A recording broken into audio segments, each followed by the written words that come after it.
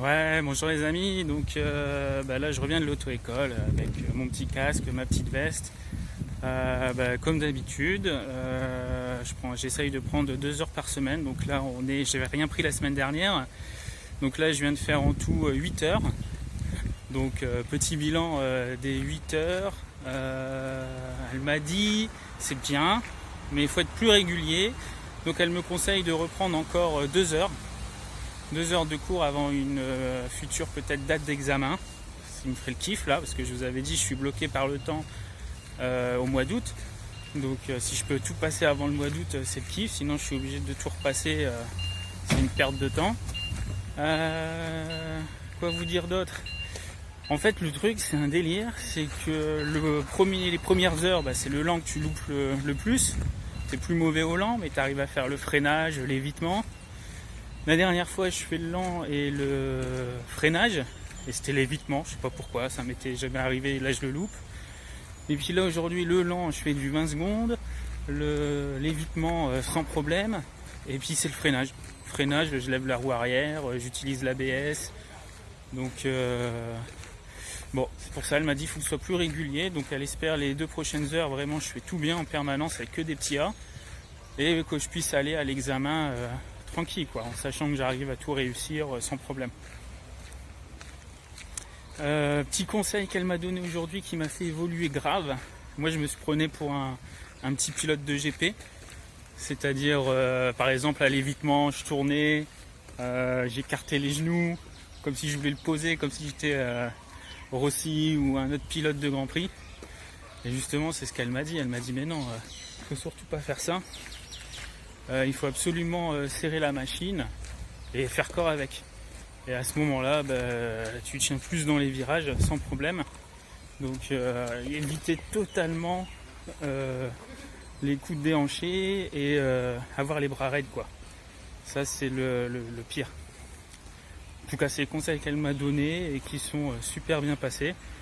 Quoi dire d'autre? Hier, j'ai fait le tour des concessions. Je suis parti chez Ducat Honda, parce qu'ici c'est Ducat et Honda dans la même boutique. Et j'ai fait Yamakawa, qui sont également dans la même boutique. Alors, comme tout le monde, il y a déjà en premier le portefeuille qui parle, et après le goût. Alors essayer de trouver les deux, le goût et le portefeuille, c'est pas ce qui est évident, sinon on prendrait tous la plus grosse Monster Evo en essayant de se faire plaisir avec ça, en sachant que c'est un peu hors budget par rapport aux autres premières A2 ou je ne sais quel autre modèle. Donc moi j'ai trouvé dans le budget quelque chose, je ne sais pas ce que vous allez me dire dans les commentaires, quelque chose de joli. Eux ils appellent ça le Neo Sport Café chez Honda. C'est la CB650R. Alors le nom il fait un peu peur, il est un peu barbare, mais franchement j'ai trouvé le look sympa. Alors après j'y connais pas grand chose, mais j'ai vu que c'est un 4 cylindres. Alors tout le monde me dit non, 4 cylindres en bridé c'est un veau. Et puis quand on va sur internet, on regarde les vidéos des mecs qui essayent, ils disent tous qu'on ne sent pas la différence. Pour un A2 c'est magnifique. Alors moi j'ai découvert ce modèle hier, même si je sais que ça fait plus d'1 an qu'il est sorti. Dites-moi ce que vous en pensez. Je vous mettrai des photos et des vidéos que j'ai tournées en concession. Donc voilà, essayez de me dire ce que vous en pensez. Et puis je vais refaire aussi une deuxième partie, je pense, où on va détailler le plateau. Le plateau lent, le plateau, le freinage. Donc voilà, n'hésitez pas, à plus tard. Salut les frérots, donc comme convenu, je vais vous mettre les détails du plateau. Donc la poussée moto, le lent, le freinage, le lent avec un passager et également la zone d'évitement. On va reprendre chaque passage et je vais essayer de vous donner mes petits conseils, ce que j'ai appris et le détail. Donc la première c'est la poussée, c'est simple, du point A au point B, puis retour du point B au point A, en sachant que le point A sera le départ de l'épreuve suivante. Donc c'est bien d'essayer de bien se placer directement pour bien repartir. En sachant que le conseil c'est de pousser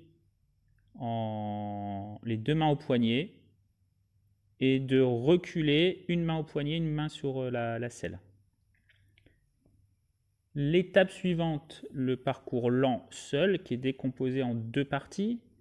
Dès que nous passons les premiers cônes en 1, la roue arrière déclenche le chronomètre et arrête le chronomètre lorsque la roue arrière passe les cônes au niveau du numéro 2. On doit faire un temps minimum de 16 secondes, en sachant que moi je tourne 18-19 au bout de 6 heures, donc c'est pas impossible.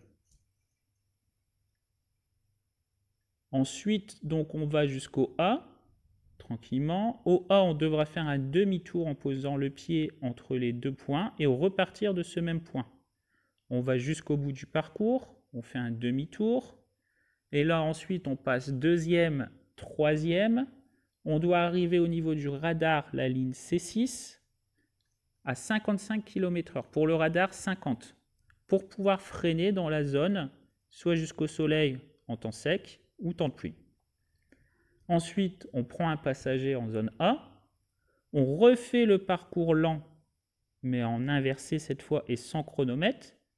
Et ce même passager, on le dépose en zone B. Alors, ça peut être moins évident à cause du poids, mais franchement, c'est faisable aussi. Ensuite, on part sur le slalom et l'évitement. Le slalom au niveau du 3e cône, en partant du A, on doit être à 40 km/h au niveau du radar, donc au niveau compteur à peu près 45.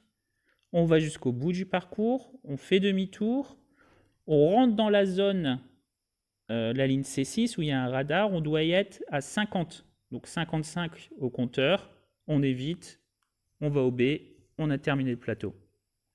Voilà, j'espère que la vidéo vous a plu, ça vous a expliqué, c'est quelque chose de connu, mais c'est sympa d'avoir des petits détails en plus. Et là, je vous ai mis la CB650R de chez Honda, le café Neo que je vous avais parlé. Je vous ferai une prochaine vidéo là-dessus, parce que c'est une moto que je trouve très sympa, qui change des rosters classiques. Mais vous allez voir, il y avait d'autres concessions où il y a aussi d'autres Neo Café ou Café Racer un peu à l'ancienne. Très sympa, je vous montrerai ça dans la prochaine vidéo. Ciao, ciao!